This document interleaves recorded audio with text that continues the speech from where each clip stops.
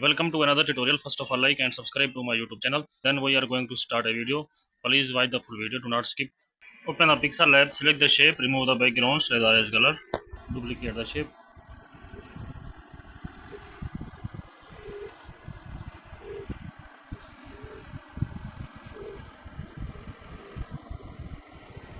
Then select the draw option.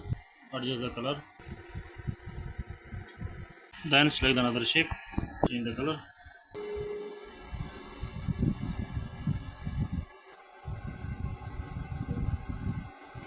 Then select another photo. Remove the background. Select the erase color.